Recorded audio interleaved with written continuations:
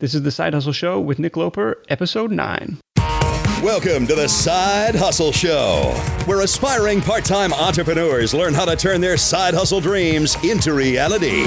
Because your 9 to 5 may make you a living, but your 5 to 9 makes you alive. And now, your host, Nick Loper. Hey everybody, Nick Loper here. Welcome to the Side Hustle Show. Today's episode is about self-publishing and making money as an author, something I've been dabbling in myself for the past year or so, and I've actually been pretty happy and pleasantly surprised with the results in some way.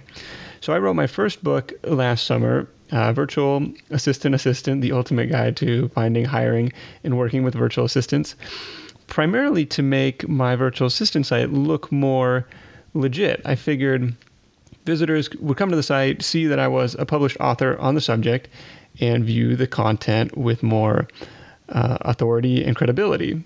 And if I sold a few copies, great. If not, no big deal. It would be a fun experiment either way. And aside from my time, the total cost was only $85, which included a professional editor from Elance and my choice of two $5 covers from Fiverr.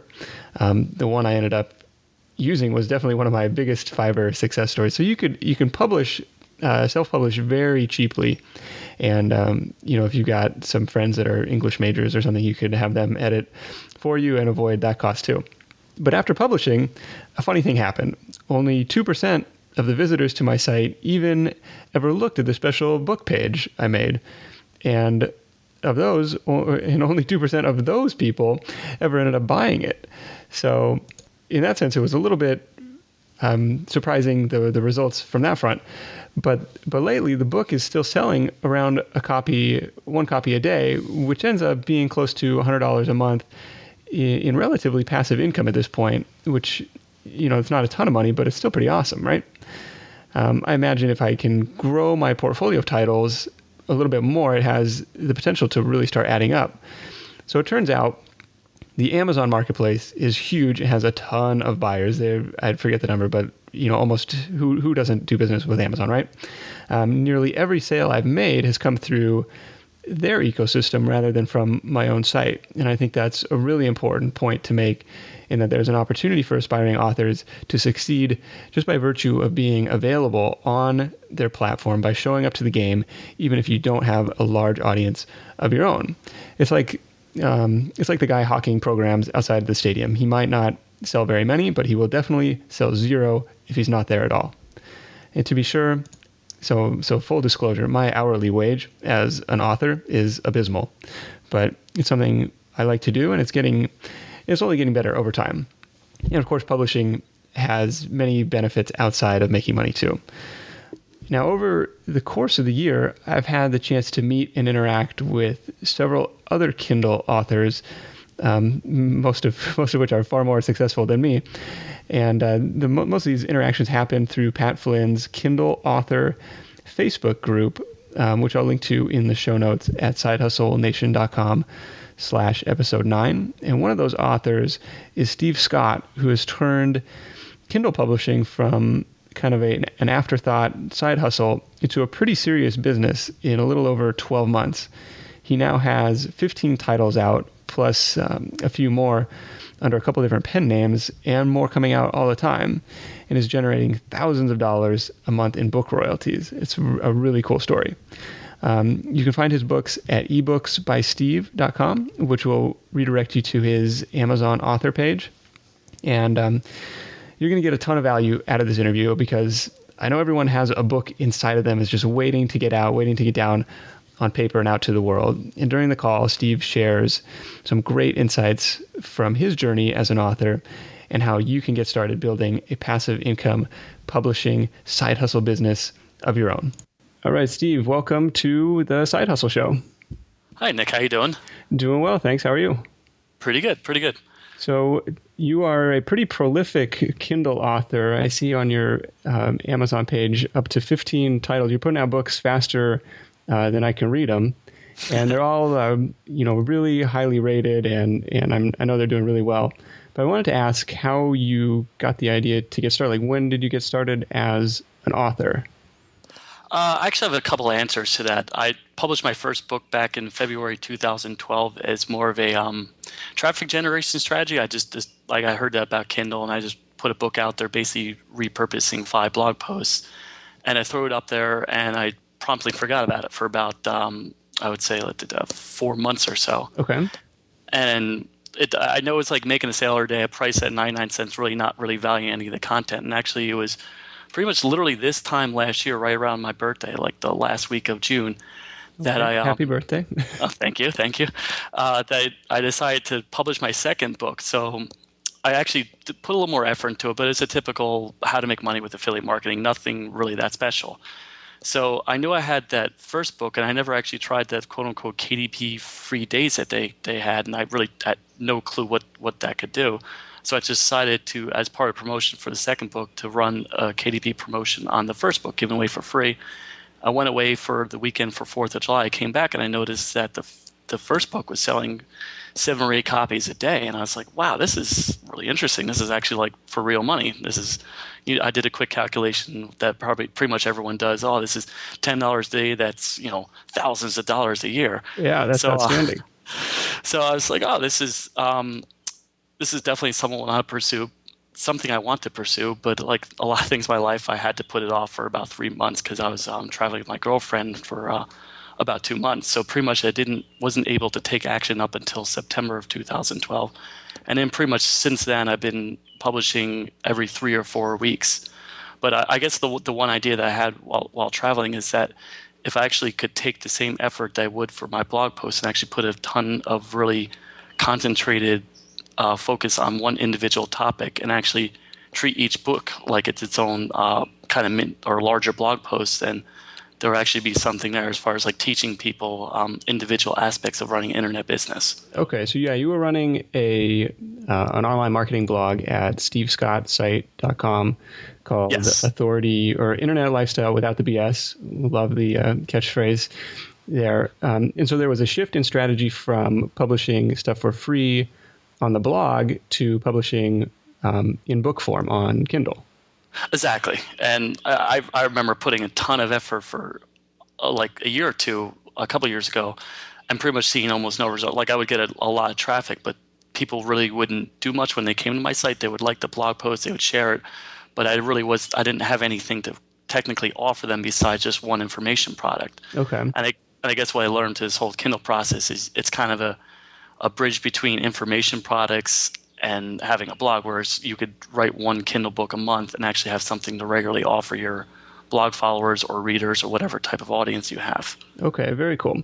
So one thing you touched on was KDP, which is the Kindle Direct Publishing, which if you sign up for KDP Select, it's a 3-month, a 3-month term that they lock you in for that says Amazon will have exclusive rights to your book. The content can't be found anywhere else. And in exchange for that, they're going to let you offer the book up for free for 5 days within that 3-month window, correct? Yes, absolutely. And what's the advantage of giving, you put all this effort into creating your book, and we said, hey, we don't want to give content away for free anymore, like on the blog, but now we're going to put it in book form, and now we're going to give it away for free. So what's the advantage of doing that? Well, actually, I have kind of 2 answers for that, because what worked for me 6 months ago is actually starting not to work anymore, and I guess we'll touch on that in a bit. But at one point with KDP, you could basically release it for free, and it would hit basically Amazon's natural algorithm where like free downloads would sometimes equate to paid downloads, and you would get on people's kind of the customers also bought tab that's right below the book that you're looking at. So basically by giving away a lot of free books, you would kind of game Amazon's algorithm to where once it hits a free chart, you would actually get more paid sales. And it's especially useful if you have no existing platform. You can get a lot of eyeballs on people who have never heard of you before. And if you have other books in your funnel, then people, if they like your one book, they can go buy your future books. Okay. Now, with all that said, there's been, I would say, the last 2 or 3 months, there's been kind of a decrease in the results that you get with free promotions. I still think it's a valuable tool for people who are getting started, but if you have an existing platform, then there's other strategies for you might be better suited to try other strategies, like starting a book, selling it at 99 cents instead of giving away for free. Okay. So maybe Amazon is tweaking their algorithms to devalue the free downloads? Yeah, there's a lot. I've been reading a lot of blog posts and a lot of kind of forum threads on this subject, but that's one of the thoughts. And then also with Amazon Associates program, they ended basically people were gaming the Associates program where they would host all these different free promotions on their blog, and if people went and downloaded free books, they would still get a 24-hour cookie where anything that they bought on Amazon, they would get a affiliate marketing commission from. So basically, Associates came back and they effectively ended that whole thing that people could do. Okay. So that the people aren't getting quite the numbers that they want, and which has a trickle down effect to the free ebooks. Okay. So your the topics of your books are primarily focused on internet marketing and in your background in the affiliate space. Is there kind of an idea generation process that you went through? Like, kind of walk me through the first couple titles and how you came up with those. Let's see. The first title actually really, I guess it's kind of ironic because the first title is about actually how to find ideas. So basically, the first two, I basically spent the first two not really knowing what I was doing. So after that, I decided to actually really take an approach and figure out how to actually identify what sells.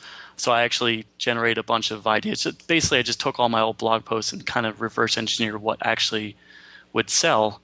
And I figured that actually the Kindle publishing space, like information about the Kindle publishing space was pretty popular, but I definitely wasn't an expert on the topic at all. I knew I was an expert, and trying to create a book about it wouldn't be fair to any readers. What I was good at is trying to figure out how to actually identify what would sell. So basically, I just took the idea of a Kindle topic and then broke down to one specific problem. The idea of being able to generate ebook ideas. Okay. And pretty much from there, I like a lot of times my ideas will I'll just go look at the books that are in the marketplace, look at the different categories. And the litmus test I use is the best-selling ranking of 20,000 or less, which basically equates to 5 books a day. Okay. Which is, if you're pricing at $2.99, it's about $10 a day. And for me, that's a win. If I can get a book that's selling 5 books a day, I'm really happy. So yeah, basically I just look at the books in the marketplace, see what's selling, and if I find something that's selling that actually directly relates to something I've done, then I try to find a good hook point for that. So, for instance, my 4th book was basically how to get 100,000 blog visitors. I looked at the charts and realized that the topic of blogging was important, but not really many people were talking about how to actually get blog traffic, and that was something I was pretty good at from my experience in the last couple of years. Okay. So how long, I think of a book and you think of like these big old tomes, like how long maybe in words or pages, like does it take to be a book? There's definitely a lot of disagreeing opinions. My baseline is around 15,000 words, and the longest I've written, I think, is around 22,000 words. So I try to hit the 15,000 word at the bare minimum, but then anything after that is just as much content as I feel really is appropriate for that particular topic. Okay. In the past, though, I've written, I would say 13 or 14,000 words. Okay. But the still seems, I still price it all the same at $2.99. I guess really the important thing is I make sure I'm pretty much answering every question a reader has about that particular topic. Gotcha. And so 15,000 words is, that's not super long, but that's, I mean, in Word, that would be, from my experience, probably maybe 50 or 70 pages. So it's not short either. No, it's definitely not short. But I guess if you develop the habit where you're getting up every day writing for an hour or two, it actually doesn't take very long if you're committed to doing on a daily basis. Okay, that was the next question, like how long it takes to create all that. For me, and I'm actually not the fastest writer. I really only average about maybe 1,000 decent words, actually more like 800 decent words an hour and 1,200 kind of rough draft words an hour. So there's some people that can do 2,000. I'm not too sure how they can do that, but okay. But here's a guy who with 15 books in under a year who says he's not the fastest writer in the world. So that's I think that's inspiring for everybody. Yeah, it's definitely if you commit to writing an hour a day, and obviously that's going to require some sacrifice, like maybe not watch television as much or get up an extra hour every single day and kind of lose a little bit of sleep. But it's definitely doable if you actually commit to doing on this every single day. Yeah, I found, I think in March, I did a 30-day writing challenge where I committed to 500 words a day. Good, bad, or ugly, just get that down on the page. And I think that habit of forcing yourself to create something, kind of make a little bit of progress each day was really, really important.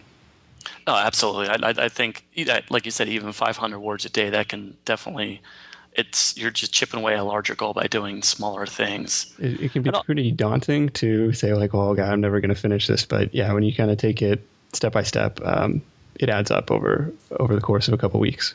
definitely. And actually, one thing that I found is don't be afraid to have the crappy first draft. Pretty much everything I've written, the first draft is just horrible. It's almost more what I call stream of consciousness writing, where I'm almost half writing, but half writing reminders to myself, but just having something down there. Okay. And then you come to the second draft, it's like you use what you previously wrote almost as a prompt to actually get down what you actually wanted to say.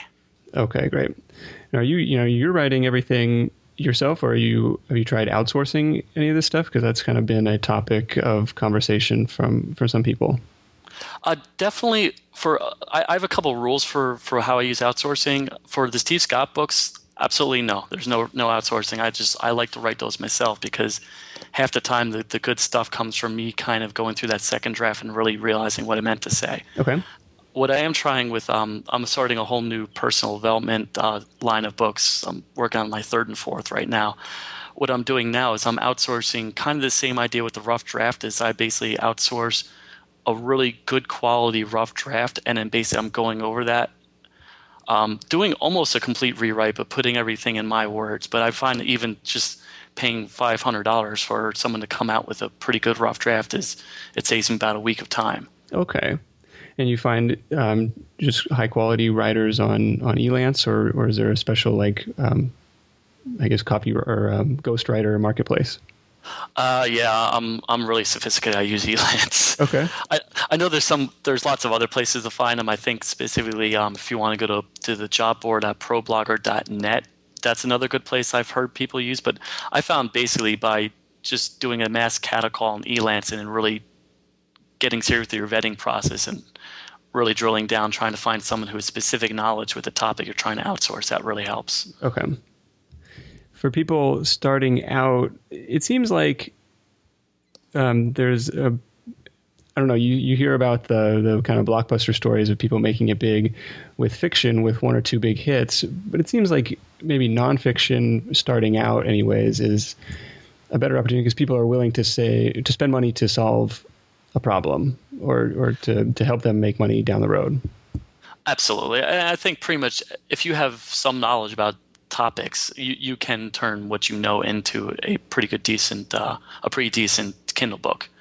I think with the fiction, the idea with fiction is I think people have the home run mentality. They're trying to find that one or two books that's going to make them tons of money. Whereas I find it's almost like a network effect with Kindle books where you want to write a bunch of stuff on a similar topic and build up an audience over time. Yeah, because you're not going to go from unknown to creating the next Harry Potter series or something. I mean, it could happen, but it's not likely. Yeah, I think for every one story of like I forgot that person's name, E.L. James or something with the 50 Shades. For every one person like that, there's like thousands of people who build businesses just one book at a time. Yeah, and so you've got quite a portfolio. And so, like you said, if at $2.99, 5 sales a day gives you about $10, so you're $300 a month times however many titles, you can definitely see how the potential is there to really make a significant business out of it. Definitely. And there are I've had a couple of books that go way over the 5 books per day, and I have a couple that go under it. So it's more of an aggregate thing. So just don't stress out about individual books. Try to just build up a network of books. And that's looking at the sales rank for similar titles or kind of similar titles in that topic area on Amazon and looking, you said the target was 20,000? Yeah, that's my general rule of thumb. And actually, the last two books I've written, I've actually haven't even seen that number. I just wrote it because I actually felt like it's important to write about. Okay. Have you been pretty loyal to KDP Select, or are you trying out? Some people have asked me about Barnes and Noble, and what's the Sony, like the Kobo? Like, is there an advantage to distribution outside of Amazon? I think there is, but I don't want to talk on my butt. Basically, I'm still all on KDP. All my books are even still in the KDP program just because I still get a significant amount of borrows, even though I'm not using the free days that much. Okay. And generally, let's backtrack. Borrows a lot of times they equal about $2 per borrow. So for me, it's pretty much like making a sale. So I kind of like those borrows, and that's more than 10% of my income. And generally, the rule of what I've heard is all the other platforms combined equals about 10% of what you can get with Amazon. With that said, I think Kobo is making a huge tracks into the market, and obviously Barnes & Noble has the numbers, and Apple potentially. I just haven't taken the time to actually move all my books into that platform. Yeah, and it's even if people don't have the Kindle hardware, they can still get the iPad app, iPhone app. So there's still ways for them to access the content. Yeah, absolutely. I don't even actually own a Kindle. I just read all my books on either my iPad or my iPhone. Okay. Very good. Have you done any? So I just created my first CreateSpace paperback for my treadmill desk book, and have been surprised that people. And I put it up there at like a $8.99 price point versus $2.99 for the Kindle edition, basically as a marketing tactic to make the Kindle look like a better deal. But surprisingly, some people have bought the paperback version, and so I was curious if you have tried that at all. No, I haven't. Actually, I agree totally with what you said about the marketing standpoint. The only reason I would do it because it does make the value of the Kindle book look better.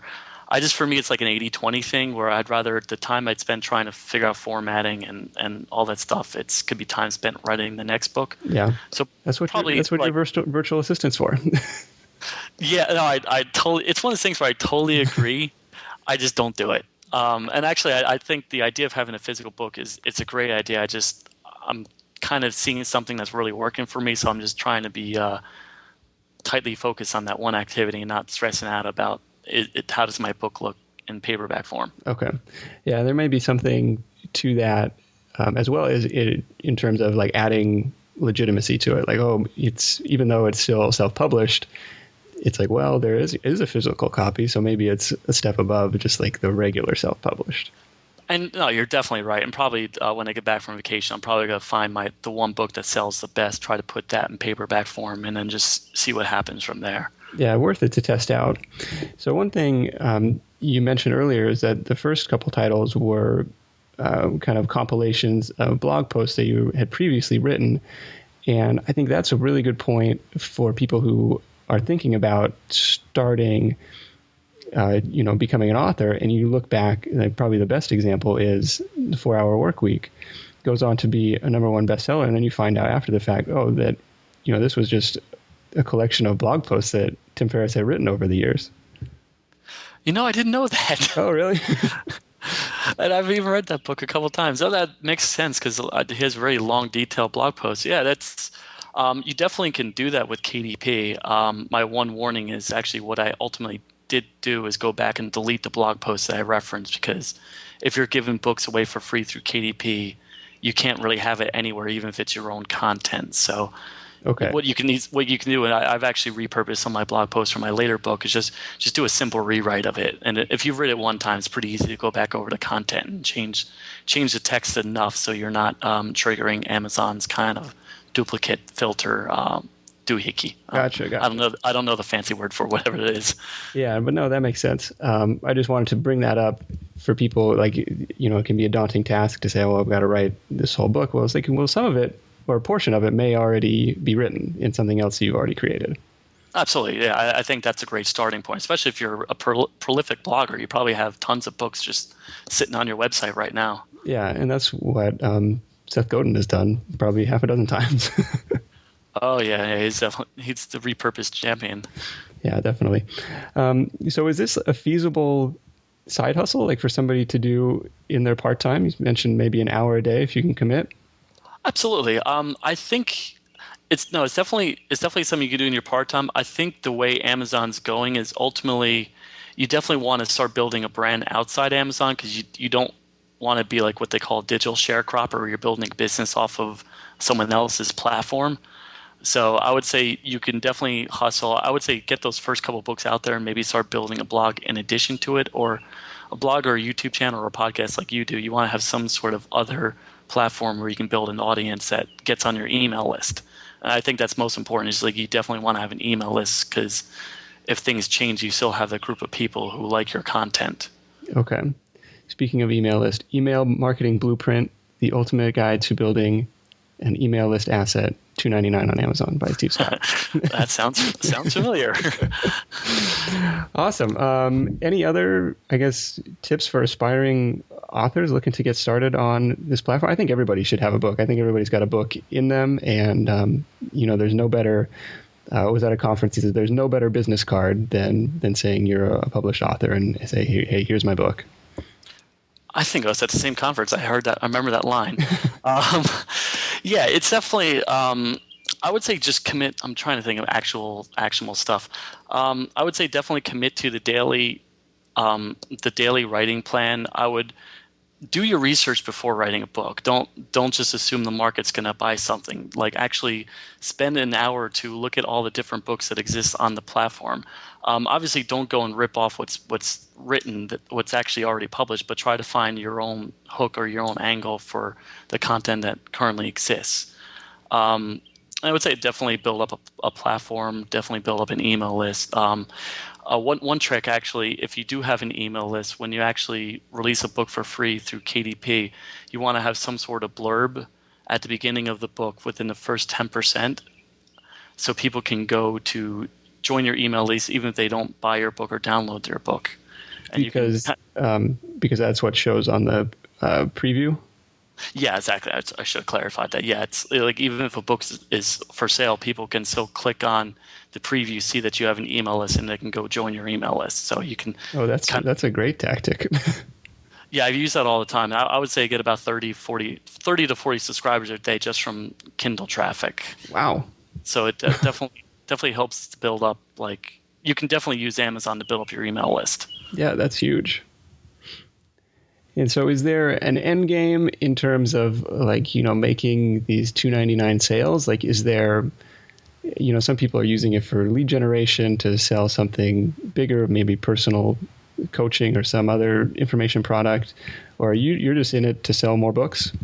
Yeah, actually the first strategy you just described, I think that's an excellent strategy, but it's not for me personally because I like the idea of just using Amazon book buyers to buy more books. Actually, if I know if I actually create a good low cost product that actually helps them the problem, they'll be more likely to go buy a second book, a third book, a fourth book. And I think for now, like I'll obviously maybe if I talk to you in about a year from now, my strategy might change. But I just like the idea of just keep on writing books that solve different aspects of running an internet business. And for my habits website, it'll be different aspects of habit development. The idea that help them once and they'll be more likely to go buy more. Right. But like you said, like people do successfully have information products that they upsell or they get them to join an email list and they can sell them affiliate products or even just use their blog use the books that build up their blog platform. So there are many other things you can do with Amazon Kindle readers. I personally just like to turn book buyers into book buyers. No, that works. That's great. Is this kind of your main focus for this year, or kind of like, is this a full-time gig for you? Yeah, I've actually been doing internet marketing for about 10 years now, full-time since 2005. So I've been kind of changing strategies over the years. So I'm constantly adapting things. But I guess the one thing I'm actually trying is I'm still doing the Kindle stuff through Steve Scott, but with the aforementioned Habits website, I have this whole theory that basically you can build authority presence by using Kindle books, and you can actually use the Kindle traffic to check out your blog, to join your email list, to buy mobile apps. So I'm actually trying this large-scale project that'll probably take me for the rest of this year and pretty much all of 2014. Okay. So yeah, it does involve Kindle. It's just one aspect of a main authority presence. Yeah, it's a new a new marketing channel or a new just a new way to go to market and get traffic to a site. Definitely. Well, very cool. So if everyone listening, go check out Steve Scott's page on Amazon. You can just search him on Amazon, and also stevescottsite.com. Anywhere else people should find you? Actually, I'll make it easy. And actually, I guess this is another tip. If you're publishing Kindle books, get a redirect URL. So anytime you talk to people or stuff, you can just rattle that off and people can easily find your book. My website for my Amazon books is ebooksbysteve.com. Oh, perfect. But just go to name.com and just register an easy to remember name and just have it automatically go to your books. And you can help people easily find your content. Great. Great idea there. Well, awesome. Thanks so much for coming on the show, and have an awesome time in Greece this summer. Oh, thanks, Nick. All right, there you have it. So one point of clarification, when Steve was talking about borrows on Amazon, when you're enrolled in KDP Select, another benefit is that Amazon Prime members can borrow your book for free, and each month there's a pot of money that Amazon distributes to the authors for that. And so like you mentioned, it usually works out to about $2 a borrow.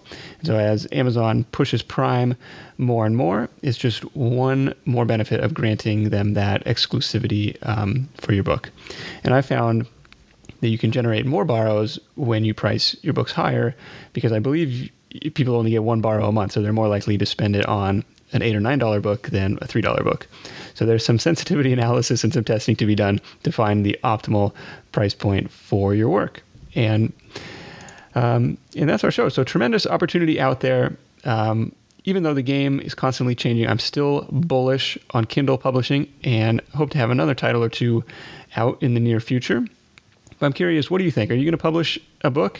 Have you already? Let me know in the comments at sidehustlenation.com/episode 9. Would love to hear from you. And a couple shouts to wrap up the show. Big Side Hustle Nation, thank you to Nick Ramirez 1 and Stephen NM for the 5-star iTunes ratings. I love it. And if you like this free show, you can show your love by dropping in a quick review in iTunes. It really is a huge help and very much appreciated. And until next time, get out there and make something happen. And I will see you in episode 10, where we learn how one part-time blogger makes $3,000 to $5,000 every month. You won't want to miss it.